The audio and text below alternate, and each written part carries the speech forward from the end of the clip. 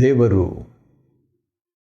ಪ್ರೀತಿಸುವ ಪ್ರೀತಿಯ big J TV ಪ್ರಿಯ ವೀಕ್ಷಕರಿಗೆ ನಮ್ಮ ಕರ್ತನಾದ ಯೇಸು ಕ್ರಿಸ್ತನ ಹೆಸರಿನಲ್ಲಿ ನಿಮ್ಮನ್ನು ವಂದಿಸಿ ಸ್ವಾಗತ ಬಯಸ್ತಿದ್ದೇವೆ. ಬನ್ನಿರಿ, ದೇವರ ವಾಕ್ಯವನ್ನು ಇಂದು ನಾವು ಅಧ್ಯಯನ ಮಾಡಿಕೊಳ್ಳೋಣ. ದೇವರ ವಾಕ್ಯವನ್ನು ನಾವು ಯಾಕೆ ಧ್ಯಾನಿಸಬೇಕು? ದೇವರ ವಾಕ್ಯವನ್ನು ನಾವು ಯಾಕೆ ದಿನಾಲೂ ವ್ಯವಹರಿಸಬೇಕು? ದೇವರ ವಾಕ್ಯವನ್ನು ಯಾಕೆ ನಾವು ಅಧ್ಯಯನ ಮಾಡಬೇಕು? ಅದಕ್ಕೆ ಒಂದು ಕಾರಣ ನಾನು ಕೊಡಬಯಸ್ತೇನೆ. ಅದು ಒಳ್ಳೆಯ ಕಾರಣ. ಅದು ನಮ್ಮ ಕರ್ತನಾದ ಯೇಸು ಕ್ರಿಸ್ತನು ತಾನೇ ಕೊಟ್ಟಂಥ ಒಂದು ಕಾರಣ. ಏನಿದೆ ಆ ಕಾರಣ ನೋಡೋಣ ಬನ್ನಿರಿ. ಮತ್ತಾಯನ ಬರೆದ ಸುವಾರ್ತೆ 4ನೇ ಅಧ್ಯಾಯದಲ್ಲಿ ನಮ್ಮ ಕರ್ತನಾದ ಯೇಸು ಕ್ರಿಸ್ತನು ಸೈತಾನನಿಗೆ ಹೇಳಿದಂಥ ಒಂದು ವಾಕ್ಯ ಏನದು? ಸೈತಾನನು ಆತನ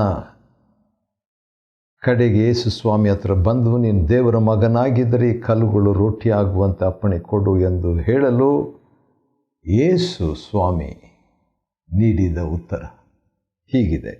ಮತ್ತಾಯ 4:4 ಮನುಷ್ಯನು ರೊಟ್ಟಿ ತಿಂದ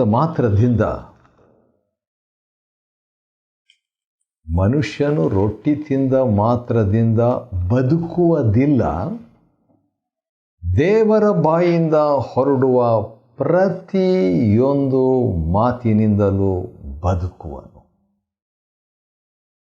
ಹಾಗಾದರೆ ಯಾಕೆ ನಾವು ದೇವರ ವಾಕ್ಯವನ್ನು ಓದಬೇಕು? ದೇವರ ವಾಕ್ಯದಿಂದ ಬದುಕುವುದಕ್ಕಾಗಿ. ಯಾವ ರೀತಿಯಾಗಿ ರೊಟ್ಟಿ ಎಷ್ಟು ಪ್ರಾಮುಖ್ಯವೋ ಅಥವಾ ಊಟ ಎಷ್ಟು ಪ್ರಾಮುಖ್ಯವೋ, ಅದೇ ರೀತಿಯಾಗಿ ಆಹಾರವು ಎಷ್ಟು ಪ್ರಾಮುಖ್ಯವೋ ಅದೇ ರೀತಿಯಾಗಿ ಆತ್ಮಿಕ ಆಹಾರ ದೇವರ ವಾಕ್ಯ. ದಿನಾಲು ಯಾಕೆ ನಾವು ದೇವರ ವಾಕ್ಯ ಓದಬೇಕು? ದಿನಾಲು ಯಾಕೆ ಊಟ ಮಾಡಬೇಕು ಎಂಬುದಾಗಿ ಕೇಳಿದ ಪ್ರಶ್ನೆ ಅದು. ಸರಿ, ಹಾಗಾದರೆ ದೇವರ ವಾಕ್ಯವನ್ನು ನಾವು ಪ್ರತಿದಿನ ವ್ಯವಹರಿಸಬೇಕು. ಆದಷ್ಟು ಮಟ್ಟಿಗೆ ಭಾಳ ಪ್ರಾಮುಖ್ಯ. ಕೆಲವು ಸಾರಿ ಊಟ ಅಂತ ಹೇಳುವಾಗ ದಿನಕ್ಕೆ 3 ಸಾರಿ ಆದರೂ ಊಟ ಮಾಡುವಂಥವರು ಸಾಮಾನ್ಯವಾಗಿ ನಮ್ಮಲ್ಲಿದ್ದಾರೆ.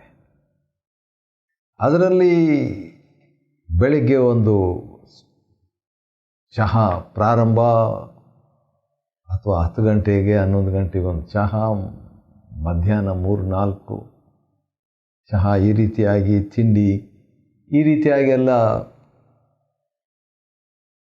ಒಂದು ಅಭ್ಯಾಸ ನಮಗಿದೆ.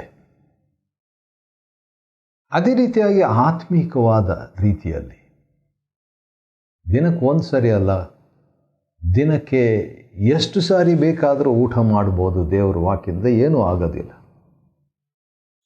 ಹೌದಾ? ಹೌದು. ಎಲ್ಲಿ ಬರೆದಿದೆ? ಕೀರ್ತನೆ 1ರಲ್ಲಿ ರಾತ್ರಿ ಹಗಲು ಯೆಹೋವನ ಧರ್ಮಶಾಸ್ತ್ರವನ್ನು ಧ್ಯಾನಿಸುತ್ತಾ ಇರುವಂಥದ್ದು ಊಟ ಮಾಡೋದು. ರಾತ್ರಿ ಹಗಲು ಊಟ ಮಾಡ್ತಾ ಇರೋದ? ಆತ್ಮಕ್ಕೆ ಆಹಾರ ಧ್ಯಾನ. ಆ ರೀತಿಯಾಗಿ ಮಾಡ್ತಾ ಇರುವಂಥವ್ರು ಎಷ್ಟೋ ಧನ್ಯರು. ಇನ್ನೊಂದು ಮಾತು ಕೂಡ ಇದೆ, ಅದನ್ನು ಸರಿಯಾಗಿ ಓದಿ ಹೇಳ್ತೇನೆ ರೀ. ಕೀರ್ತನೆ 1ನೇ ಅಧ್ಯಾಯದಲ್ಲಿ ಇರುವಂಥ ಒಂದು ನನಗೆ ಭಾಳ ಹಿಡಿಸಿದಂಥ ಇಷ್ಟವಾದಂಥ ಒಂದು ಮಾತು, ಭಾಳ ಚೆನ್ನಾಗಿದೆ ಅದು. ಯೆಹೋವನ ಧರ್ಮಶಾಸ್ತ್ರದಲ್ಲಿ ಆನಂದ ಪಡುವವನಾಗಿ ಅದನ್ನೇ ಹಗಲಿರಲು ಧ್ಯಾನಿಸುವಂಥ ವ್ಯಕ್ತಿ ಎಷ್ಟೋ ಧನ್ಯನಂತೆ. ಅವನ ಬಗ್ಗೆ 3ನೇ ವಚನದಲ್ಲಿ ಅಂಥವ್ರ ಬಗ್ಗೆ ಏನಂತ ಬರೆದಿದೆ? ಯಾವಾಗ ನೋಡಿರೋ ದೇವ್ರ ವಾಕ್ಯ ಅನ್ನುವಂಥವ್ರ ಬಗ್ಗೆ ಒಂದು ಮಾತಿದೆ. ಏನದು? ಅವನ ಕಾರ್ಯವೆಲ್ಲವೂ ಸಫಲವಾಗುವುದು. ವಾವ್! ರಾತ್ರಿ ಹಗಲು ದೇವ್ರ ವಾಕ್ಯನೇ ಧ್ಯಾನ ಮಾಡ್ತಾ ಇದ್ದರೆ ನಾವು ಒಂದು ವೇಳೆ ಏನಾದರೂ ನಮಗಾಗುತ್ತೆ ನಕಾರಾತ್ಮಕವಾದದ್ದು ಅಂದ್ಕೊಳ್ಬೋದು ಕೆಲವರು. ಇಲ್ಲ, ದೇವರು ಬಹಳ ಬುದ್ಧಿವಂತನು, ಜ್ಞಾನಿ, ನಿತ್ಯನಾದವನು. ಆತನು ತನ್ನ ವಾಕ್ಯದ ಬಗ್ಗೆ ಹಾಗೆ ಬರೆದಿರುವಾಗ ಅದು ಭಾಳ ಕರೆಕ್ಟಾಗಿರ್ತದೆ, ನಿಜವಾದದ್ದು. ಈ ಮಾತನ್ನು ಪರಿಚಯ ರೂಪದಲ್ಲಿ ಹೇಳಿಬಿಟ್ಟು ಜಕರ್ಯನ ಗ್ರಂಥ 10ನೇ ಅಧ್ಯಾಯಕ್ಕೆ ನಾವು ಮುಂದುವರಿಯೋಣ. ಅದರಲ್ಲಿ 10ನೇ ಅಧ್ಯಾಯ ಜಕರ್ಯನ ಗ್ರಂಥದಲ್ಲಿ 10 ಆಶೀರ್ವಾದಗಳು. ವಾವ್! ಯಾವುದಕ್ಕೆ ಆಶೀರ್ವಾದ? ಭಕ್ತಿ ಸಂಜೀವನಕ್ಕೆ ಆಶೀರ್ವಾದ. 10 ಸೀಕ್ರೆಟ್ಸ್ ಆಫ್ ರಿವೈವಲ್. ಭಕ್ತಿವರ್ಧಕ್ಕೆ, ಭಕ್ತಿ ಸಂಜೀವನಕ್ಕೆ, ಭಕ್ತಿ ಮಾರ್ಗಕ್ಕೆ, ಭಕ್ತಿ ಜೀವನಕ್ಕೆ 10 ರಹಸ್ಯಗಳು. ಮೊದಲನೇದು ಪ್ರಾರ್ಥನೆ. 10ನೇ ಅಧ್ಯಾಯ 1ನೇ ವಚನದಲ್ಲಿ ಮಳೆಯಾಗುವಂತೆ ಹಿಂಗಾರಿನಲ್ಲಿ ಯೆಹೋವನನ್ನು ಬೇಡಿಕೊಳ್ಳಿರಿ. ಮಳೆ ಅನ್ನುವಂಥದ್ದು ಪವಿತ್ರಾತ್ಮನ ಭಕ್ತಿ ಸಂಜೀವನಕ್ಕೆ ಸಾಂಕೇತಿಕವಾದದ್ದು. Revival. Rain is a symbolic of the spiritual harvest or revival. ಆದ ಕಾರಣ ಅದಕ್ಕಾಗಿ ನಾವೇನು ಮಾಡಬೇಕು? ಬೇಡಿಕೊಳ್ಳಿರಿ. ಆ ರೀತಿಯಾಗಿ ಬೇಡಿಕೊಳ್ಳುವಾಗ ದೇವರು ಮಿಂಚುಗಳನ್ನು ಉಂಟು ಮಾಡ್ತಾನೆ. ಭಕ್ತಿ ಸಂಜೀವನವನ್ನು ನಮ್ಮ ಜೀವನದಲ್ಲಿ ಒದಗಿಸುವ ಆತನಾಗಿದ್ದಾನೆ. ಆತ ನಾಮಕ್ಕೆ ಸ್ತೋತ್ರ. ಜೀವಮಾನವೆಲ್ಲ ಸತತವಾಗಿ ಭಕ್ತಿ ಸಂಜೀವನವು ನಮ್ಮಲ್ಲಿರುವಂತೆ ಆಗಲಿ. May god pour out the spirit of revival continuously. ಎರಡನೇದಾಗಿ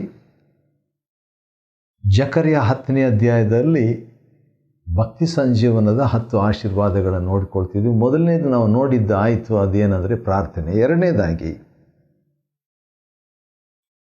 ಏನಂದರೆ ಅದೇ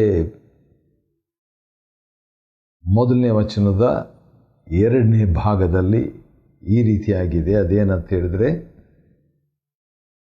ಹೌದು, ಮನುಷ್ಯರಿಗೆ ಸಮೃದ್ಧಿಯಾದ ಮಳೆಯನ್ನು ದೇವರು ದಯಪಾಲಿಸುತ್ತಾನೆ, ಎಲ್ಲರಿಗೂ ಹೊಲದ ಪೈರನ್ನು ಅನುಗ್ರಹಿಸುತ್ತಾನೆ.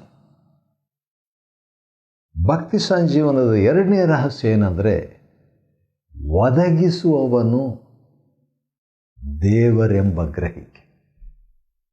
It's not me. God is the source. ದೇವರು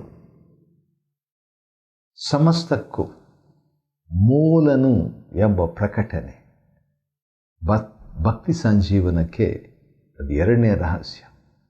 ಯಾವುದೇ ಒಂದು ರೀತಿಯಿಂದ, ಶೈಲಿಯಿಂದ, ಮನುಷ್ಯನಿಂದ, ಮಾನವೀಯತೆಯಿಂದ ಬರುವಂಥದ್ದಲ್ಲ ಭಕ್ತಿ ಸಂಜೀವನ, ದೇವರಿಂದಲೇ ಬರುವಂಥದ್ದು. ಅದಕ್ಕೆ ಕೀರ್ತನೆಗಾರನು ಒಂದು ಕೀರ್ತನೆಯಲ್ಲಿ, will you not revive your people O God, ದೇವರೇ ನಿನ್ನ ಜನರನ್ನು ನೀನು ಉಜ್ಜೀವಿಸದಿರುವೆಯೋ ಎಂಬುದಾಗಿ ಕೀರ್ತನೆಗಾರನು ಪ್ರಲಾಪಿಸ್ತಾನೆ. ಮೂರನೇದಾಗಿ, ಹೌದು, ಭಕ್ತಿ ಸಂಜೀವನದ 3ನೇ ರಹಸ್ಯ. 1ನೇ ರಹಸ್ಯ ಪ್ರಾರ್ಥನೆ, 2ನೇ ರಹಸ್ಯ ಸಂಪನ್ಮೂಲನು ಯಾರಂತ ತಿಳಿಯೋದು, 3ನೇದಾಗಿ ಭಕ್ತಿ ಸಂಜೀವನದ 3ನೇ ರಹಸ್ಯ 6ನೇ ವಚನದಲ್ಲಿದೆ. ಜಕರ್ಯ 10:6 ಅಲ್ಲಿ ಈ ರೀತಿಯಾಗಿದೆ. ಅದೇನಂತ ಹೇಳಿದರೆ, ನಾನು, ದೇವರು ಮಾತಾಡ್ತಾ ಇರೋದು, ನಾನು ಯೆಹೂದ ವಂಶವನ್ನು ಬಲಗೊಳಿಸಿ ಉದ್ಧರಿಸುವೆನು. ಭಕ್ತಿ ಸಂಜೀವನದ ಮೂರನೇ ರಹಸ್ಯ ಏನಂದರೆ ಗಾಡ್ ಶುಡ್ ಸ್ಟ್ರೆಂಥನ್ ಅಸ್. ದೇವರು ನಮ್ಮನ್ನು ಬಲಪಡಿಸಬೇಕು. ಅದರ ಬಗ್ಗೆ ಪೌಲನು ಒಂದು ಒಳ್ಳೆ ಮಾತು ಹೇಳಿದ್ದಾನೆ, ಅದು ನೆನಪಾಗ್ತಾ ಇದೆ. ನೋಡೋಣ ಏನಿದೆ ಅಂತ ಹೇಳ್ಬಿಟ್ಟು ಮತ್ತು ಎಲ್ಲಿದೆ ಅಂತ ಹೇಳ್ಬಿಟ್ಟು. ಅದು ಫಿಲಿಪಿ ಪತ್ರಿಕೆಯಲ್ಲಿ ಇರುವಂಥ ಒಂದು ಮಾತು. ಈ ಬಲ ಅಂತ ಹೇಳಿದಾಗ ವಾಕ್ಯ ನನಗೆ ನೆನಪಾಯಿತು.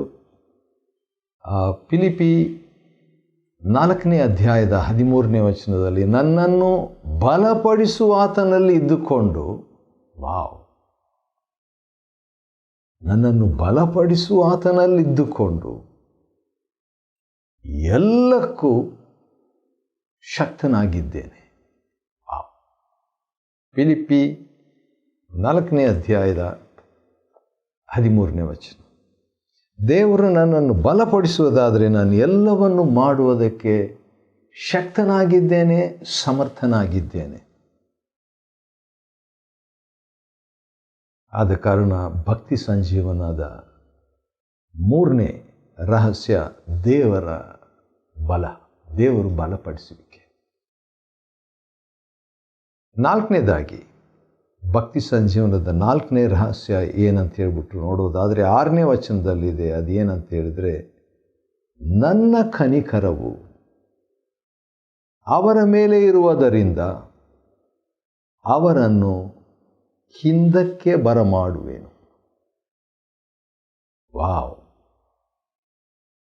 ಹಾಗಾದರೆ ಭಕ್ತಿ ಸಂಜೀವನದಲ್ಲಿ ಕಾರ್ಯ ಮಾಡುವಂಥ ಒಂದು ಸಂಗತಿ ಏನಂದರೆ ದೇವರ ಕನಿಕರ, the favour of God, the compassion of God. ಅಂದರೆ ದೇವರೇ ನಮಗೆ ಆ ಕನಿಕರವನ್ನು, ಆ ಪ್ರೇರಣೆಯನ್ನು, ಆ ದಯೆಯನ್ನು, ಆ ಮೆಚ್ಚುಗೆಯನ್ನು ಒದಗಿಸಬೇಕು. ದೇವರು ಯಾವ ರೀತಿಯಾಗಿ 2ನೇ ರಹಸ್ಯ ದೇವರು ಮೂಲನ ಅಂತ ಹೇಳ್ತೀವಲ್ಲ, ಆ ರೀತಿಯಾಗಿ ದೇವರ ಮೆಚ್ಚುಗೆ ಕೂಡ ಭಾಳ important. The favour of God. 10ನೇ ಅಧ್ಯಾಯ 6ನೇ ವಚನದಲ್ಲಿ ಅದನ್ನು ನಾವು ನೋಡ್ತೇವೆ. ಆ ರೀತಿಯಾಗಿ ದೇವರ ಕನಿಕರ ನಮ್ಮ ಮೇಲೆ ಇದ್ದರೆ ಏನಾಗ್ತದೆ, ಅವರನ್ನು ಹಿಂದಕ್ಕೆ ಬರಮಾಡುವೆನು. ಅಂದರೆ ಅರ್ಥ, ದೇವರ ಮೆಚ್ಚುಗೆ ಯಾವಾಗ ಒಬ್ಬ ವ್ಯಕ್ತಿ ಮೇಲೆ ಇರ್ತದೋ ಆವಾಗ ಆ ವ್ಯಕ್ತಿ ದೇವರ ಕಡೆಗೆ ಹಿಂದಿರುಗಿ ಬರುವವನಾಗಿದ್ದಾನೆ. ಅದು ಭಕ್ತಿ ಸಂಜೀವನ. That's precisely is the revival. ಅಂಥ ಒಂದು ಅನುಭವ ನಮಗಾದಾಗ ಇನ್ನೊಂದು ವಿಷಯ ಕೂಡ ಆಗ್ತದೆ. ಅದು ಇಲ್ಲಿ ಬರೆದಿದೆ 6ನೇ ವಚನದಲ್ಲಿ. ಅದೇನೆಂದರೆ, ಆಗ ದೇವರು ಹೇಳ್ತಾ ಇರೋದು, ಆಗ ನಾನು ಅವರನ್ನು ತಳ್ಳಿಬಿಟ್ಟದ್ದು ಇಲ್ಲದಂತಾಗುವುದು. ಇನ್ನೊಂದು ಸರಿ ಹೇಳ್ತೀನಿ. ದೇವರು ಹೇಳ್ತಾರೆ, ನಾನು ಅವರನ್ನು ತಳ್ಳಿಬಿಟ್ಟದ್ದು ಇಲ್ಲದಂತಾಗುವುದು. ಅಂದರೆ ಅರ್ಥ, ದೇವರು ನಮ್ಮನ್ನು ತಳ್ಳಿಬಿಟ್ಟದ್ದು ಇಲ್ಲದಂತಾಗ್ತದೆ. ಅಂದರೆ ಅದು ಕ್ಯಾನ್ಸಲ್ ಆಗ್ತದೆ. ದೇವರು ತಳ್ಳಿಬಿಟ್ಟಿದ್ದಾನೆ, ಹೌದು, ತನ್ನ ಜನರನ್ನು. ಯಾಕಂದರೆ ಅವರು ದೇವರ ವಾಕ್ಯಕ್ಕೆ ಮತ್ತೆ ಮತ್ತೆ ಮಾತನಾಡಿದಂಥ ದೇವರ ವಾಕ್ಯಕ್ಕೆ ಕಿವಿಗೊಡದೆ ದೇವರ ವಾಕ್ಯವನ್ನು ಸಾರುವುದಕ್ಕೆ ಬಂದ ಪ್ರವಾದಿಗಳಿಗೆ ಹಿಂಸೆ ಕೊಟ್ಟು ಕೆಲವರನ್ನು ಕೊಂದು ಹಾಕಿದರು. ಆದ ಕಾರಣ ದೇವರು ಅವರನ್ನು 70 ವರ್ಷಗಳು ಬಾಬೇಲಿಗೆ ಕೊಂಡೊಯ್ಯುವಂತೆ ಅನುಮತಿಸಬೇಕಾಯಿತು. ಆದರೆ ಭಕ್ತಿ ಸಂಜೀವನ ಏನಾಗ್ತದೆ, ಹಿಂದಿರುಗಿ ಆತನು ಮತ್ತೆ ತನ್ನ ಜನರನ್ನು, ಪಶ್ಚಾತ್ತಾಪ ಪಟ್ಟ ತನ್ನ ಜನರನ್ನು ಹಿಂದಿರುಗಿ ಕರ್ಕೊಂಡು ಬರುವಂಥದ್ದು. ಆ ರೀತಿಯಾಗಿ ತಳ್ಳಿಬಿಟ್ಟದ್ದು ಇಲ್ಲದಂತಾಗುವುದು ಅಂತ ಹೇಳುವಾಗ ಅದನ್ನು ಮರ್ತು ಹೋಗ್ಬಿಡ್ತೀವಂತೆ. ಆಶ್ಚರ್ಯ ಅಲ್ವಾ? ಹೌದು. ಮತ್ತು ಅದೇ 6ನೇ ವಚನದಲ್ಲಿ ಇನ್ನೊಂದು ವಿಷಯ ಇದೆ. ಅದೇನಂತ ಹೇಳಿದರೆ ನಿಶ್ಚಯ, ಅಶ್ಯೂರೆನ್ಸ್. ಆ ನಿಶ್ಚಯ ನಮಗಿರಬೇಕು ಭಕ್ತಿ ಸಂಜೀವನದ ರಹಸ್ಯವಾಗಿ. ಅದು ಎಂಥ ನಿಶ್ಚಯ? ನಾನು ಅವರ ದೇವರಾದ ಯೆಹೋವನಾಗಿದ್ದೇನಲ್ಲ, ಅವರ ಮೊರೆಯನ್ನು ಲಾಲಿಸುವೆನು ಎಂಬ ನಿಶ್ಚಯ ನಮಗಿರಬೇಕು. ದೇವರು ಕೇಳ್ತಾನೆ, ಭಕ್ತಿ ಸಂಜೀವನ ನನ್ನ ಜೀವನದಲ್ಲಿ ಬರ್ತದೆ, ನನ್ನ ಮಕ್ಕಳಲ್ಲಿ ಬರ್ತದೆ, ನನ್ನ ಕುಟುಂಬದಲ್ಲಿ ಬರ್ತದೆ, ನನ್ನ ಸಭೆಗೆ ಬರ್ತದೆ ಅನ್ನುವಂಥ ಆ ನಿಶ್ಚಯ ಇರಬೇಕು. ಅದು ವಿಶ್ವಾಸ ಅಂತ ಕೂಡ ಹೇಳ್ಬೋದು. ಆರನೇದಾಗಿ ಭಕ್ತಿ ಸಂಜೀವನದ ಮತ್ತೊಂದು ರಹಸ್ಯ ಏನಂದರೆ 7ನೇ ವಚನದಲ್ಲಿ ಬರೆದಿದೆ. ಅದೇನಂತ ಹೇಳಿದರೆ, ಅವರ ಹೃದಯವು ಯೆಹೋವನಲ್ಲಿ ಆನಂದಿಸುವುದು. ನಮ್ಮ ಸಂತೋಷ ದೇವರಲ್ಲಿ ಇರಬೇಕು.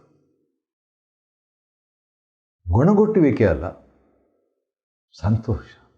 ನಾವು ದೇವರಲ್ಲಿ ಸಂತೋಷ ಪಡುವಾಗ ದೇವರು ನಮ್ಮಲ್ಲಿ ಸಂತೋಷಿಸುವಾತನಾಗಿದ್ದಾನೆ. ಅದೇ ಭಕ್ತಿ ಸಂಜೀವನ. When we are happy in the Lord, then the Lord is happy in us. ಅದರ ಬಗ್ಗೆ ದೇವರ ವಾಕ್ಯದಲ್ಲಿ ಕರ್ತನು ನಮ್ಮ ವಿಷಯದಲ್ಲಿ ಆನಂದಿಸುವುದರ ಕುರಿತಾಗಿ ಚಪನ್ಯ 3ನೇ ಅಧ್ಯಾಯದಲ್ಲಿದೆ. ಸರಿ, 7ನೇ ರಹಸ್ಯ, ಭಕ್ತಿ ಸಂಜೀವನದ 10 ರಹಸ್ಯಗಳನ್ನು ನಾವು ನೋಡ್ಕೊಳ್ತಾ ಇದ್ವಿ 10ನೇ ಅಧ್ಯಾಯ ಜಕರ್ಯನಲ್ಲಿ. ಈಗ ನಾವು 7ನೇ ರಹಸ್ಯವನ್ನು ನಾವು ನೋಡ್ತಾ ಇದ್ದೀವಿ. 8ನೇ ವಚನದಲ್ಲಿ ಇದೆ. ಅದೇನಂತ ಹೇಳಿದರೆ, ಹೌದು, ಅವರನ್ನು ಸಿಳ್ಳು ಹಾಕಿ ಕರೆದು ಕೂಡಿಸುವೆನು, ಅವರನ್ನು ವಿಮೋಚಿಸಿದೆನಲ್ಲ. ಹಾಗಾದರೆ ಭಕ್ತಿ ಸಂಜೀವನದ ಮತ್ತೊಂದು ರಹಸ್ಯ ಏನಂದರೆ ದೇವರ ಕರೆ, ದೇವರ ಕರೆಯುವಿಕೆ. ವಿಮೋಚಿಸಿದಂಥವ್ರನ್ನ ಆತನು ಕರೆದಾಗ ಏನಾಗ್ತದೆ? ಹೌದು, ಭಕ್ತಿ ಸಂಜೀವನವು ಉಂಟಾಗ್ತದೆ. When we are called, when you abide by the calling of God. ದೇವರ ಕರೆ ಅಂತ ಹೇಳಿದಾಗ ಹುದುವಾದ ಕರೆ ಇದೆ, ಪ್ರತ್ಯೇಕವಾದ ಕರೆ ಇದೆ. ಆ ಕರೆಯಲ್ಲಿ ನಾವು ಮರೆಯಾದಾಗ, ಅನ್ವಯಿಸಿಕೊಳ್ಳುವಾಗ, ನಂಬಿಗಸ್ತರಾಗಿದ್ದಾಗ ನಾವು ಭಕ್ತಿ ಸಂಜೀವನವನ್ನು ಹೊಂದುತ್ತೇವೆ. 8ನೇದಾಗಿ 9ನೇ ವಚನದಲ್ಲಿದೆ. ಅದೇನಂತ ಹೇಳಿದರೆ, ದೇವರು ಹೇಳ್ತಾರೆ, ನಾನು ಅವರನ್ನು ಜನಾಂಗಗಳೊಳಗೆ ಚೆಲ್ಲಿದರು. 10ನೇ ಅಧ್ಯಾಯ 9ನೇ ವಚನ ಜಕರ್ಯ. ಅವರು ದೂರ ದೇಶಗಳಲ್ಲಿ ನನ್ನನ್ನು ಸ್ಮರಿಸಿಕೊಂಡು ಬರುವರು. ಸ್ಮರಿಸಿಕೊಂಡು ಬರುವರು. ಹಾಗಾದರೆ remembering of god, remembrance of god is the secret of revival. ಭಕ್ತಿ ಸಂಜೀವನದ 8ನೇ ರಹಸ್ಯ ಏನಂದರೆ ದೇವರನ್ನು ಸ್ಮರಿಸುವುದು. ದೇವರನ್ನು ಸ್ಮರಿಸುವುದು. ಎಲ್ಲಿದ್ದರು ಅವರು? ಎಲ್ಲಿದ್ದರು? ದೂರ ದೇಶದಲ್ಲಿದ್ದರು. ಹಿಂಜಾರಿ ಹೋಗಿಬಿಟ್ಟಿದ್ರು, ಅವಿಧೇಯರಾಗಿ ಹೋಗಿಬಿಟ್ಟಿದ್ರು. ಆದರೂ ಕೂಡ ದೇವರ ನೆನಪು ಮಾಡಿಕೊಂಡ್ರು. 9ನೇದಾಗಿ ನೋಡುವಾಗ ಭಕ್ತಿ ಸಂಜೀವನದ ಮತ್ತೊಂದು ರಹಸ್ಯ ಏನಂದರೆ 11ನೇ ವಚನದಲ್ಲಿದೆ, ಗರ್ವ ತಗ್ಗಿಸಲ್ಪಡುವುದು. Humbling of the pride. ನನ್ನವರೆಂದು ಹೆಸರುಗೊಂಡ ನನ್ನ ಪ್ರಜೆಗಳು ನಮ್ಮನ್ನು ತಗ್ಗಿಸಿಕೊಂಡು, ನನ್ನನ್ನು ಪ್ರಾರ್ಥಿಸಿ ತಗ್ಗಿಸಿಕೊಂಡು ಕೆಟ್ಟ ನಡತೆಯನ್ನು ಬಿಟ್ಟು ತಿರುಗಿಕೊಳ್ಬೇಕು. 2ನೇ ಪೂರ್ವಕಾಲ ವೃತ್ತಾಂತ 7ನೇ ಅಧ್ಯಾಯದ 14ನೇ ವಚನದಲ್ಲಿ ತಗ್ಗಿಸ್ಕೋಬೇಕು, ಗರ್ವ ಬಿಡಬೇಕು. ಅಶೂರ್ಯದ ಗರ್ವ ತಗ್ಗಿಸಲ್ಪಡುವುದಂತಿದೆ. ಕೆಲವು ಸಾರಿ ನಮ್ಮಲ್ಲಿ ಅಶೂರ್ಯತನ ನಮ್ಮಲ್ಲಿ ಇದೆಯಲ್ಲ, ನಾವು ತಗ್ಗಿಸ್ಕೋಬೇಕು. ಕೊನೆಯದಾಗಿ ಭಕ್ತಿ ಸಂಜೀವನದ 10ನೇ ಆಶೀರ್ವಾದ ಏನಂತ ಹೇಳ್ಬಿಟ್ಟು ನೋಡುವಾಗ 12ನೇ ವಚನದಲ್ಲಿದೆ, ಆತನ ಹೆಸರಿನಲ್ಲಿ ನಡೆದುಕೊಳ್ಳುವರು. Walking in the name of God. ದೇವರ ನಾಮವು ಭಕ್ತಿ ಸಂಜೀವನದ ಬಲವಾದ ರಹಸ್ಯವಾಗಿದೆ. ಅದೊಂದು ಆಯುಧ. ಅದನ್ನು ಉಪಯೋಗಿಸಬೇಕು ಭಕ್ತಿಪೂರ್ವಕವಾಗಿ. ಅದನ್ನು ದೇವರಾತ್ಮ ನಮಗೆ ಹೇಳ್ಕೊಡ್ತಾನೆ. ಆ ರೀತಿಯಾಗಿ ದೇವರ ನಾಮವನ್ನು ಉಪಯೋಗಿಸುವಾಗ ದಾವೀದನು ಉಪಯೋಗಿಸಿದ ಹಾಗೆ ರಹಸ್ಯ, ಅದು ಒಂದು ರಹಸ್ಯ. ದಾವೀದನು ಗೊಲ್ಯಾತನ ಮುಂದೆ ದೇವರ ನಾಮವನ್ನು ಉಪಯೋಗಿಸಿದನು. ಆ ರೀತಿಯಾಗಿ ಸೈತಾನ ಮುಂದೆ, ಸಮಸ್ಯೆಗಳ ಮುಂದೆ ನಾವು ಉಪಯೋಗಿಸ್ತಕ್ಕದ್ದು. 10ನೇ ಅಧ್ಯಾಯ ಜಕರ್ಯನ ಗ್ರಂಥವನ್ನು ಅಧ್ಯಯನ ಮಾಡಿಕೊಳ್ಳುವಂತೆ ದೇವರು ಕೊಟ್ಟ ಕೃಪೆಗಾಗಿ ಆತನಿಗೆ ಸ್ತೋತ್ರವಾಗಲಿ. ದೇವರು ನಿಮ್ಮನ್ನು ಆಶೀರ್ವದಿಸಲಿ.